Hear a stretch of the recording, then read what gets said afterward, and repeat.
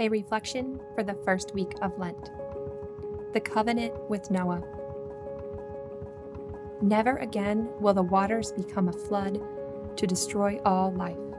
Whenever the rainbow appears in the clouds, I will see it and remember the everlasting covenant between God and all living creatures of every kind on earth. Genesis chapter 9, verses 15 and 16. There is always something exciting about seeing a rainbow, sometimes stretched across the whole sky, sometimes brief and fleeting. They don't last long. They live in the liminal space between the storm and the sun. Lent brings us to our own liminal space, a space without definition, where the spiritual and practical meet. A space of invitation and slowness, a space where we can reflect on what has been and might be. Noah and his family were in a liminal space in the ark. They did not know how long they would spend afloat on floodwaters, or what they would find when the water receded. While the instructions for building the ark had a lot of details, weathering the storm and the rebuilding afterward didn't come with a handbook.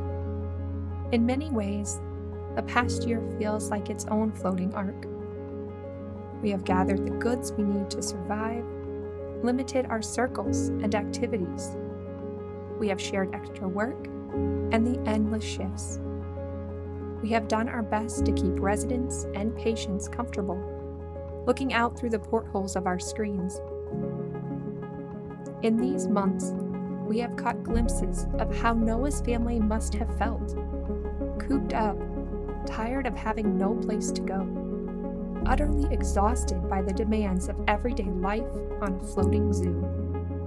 In the end, God gives Noah a rainbow as a promise that the world would never be destroyed again. While rebuilding after devastation is hard and does not come without loss, so too, a rainbow does not exist without rain. Illness and injuries of the body, mind, and soul leave us with scars. The process of healing is rarely a short or a straight path. Even with treatment plans that account for every possible unexpected outcome, how healing actually unfolds will never be fully known. Indeed, sometimes it doesn't unfold at all.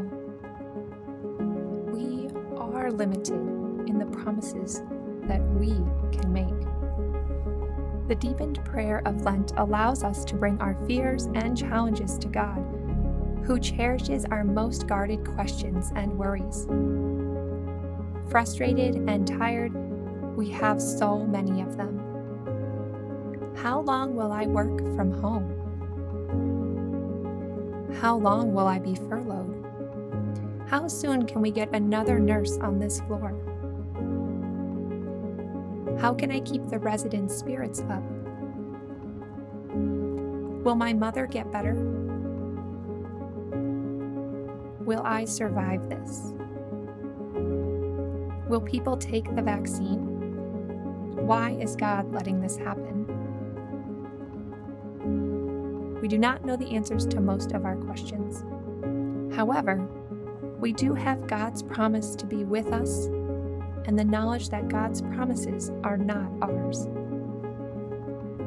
God makes a covenant with Noah, but also with his descendants. God does not promise there will never be another storm. God does not promise that storms will come without cost. Rather, God promises that all will not be lost. There will always be life after the storm. The existence of a rainbow, born out of sun and storm, has unique beauty. It looks different each time, and it is only visible from the liminal space between sun and storm. No matter how hard we may try to chase them, rainbows are elusive. Rather, they come to us when and where we are perhaps least prepared for them.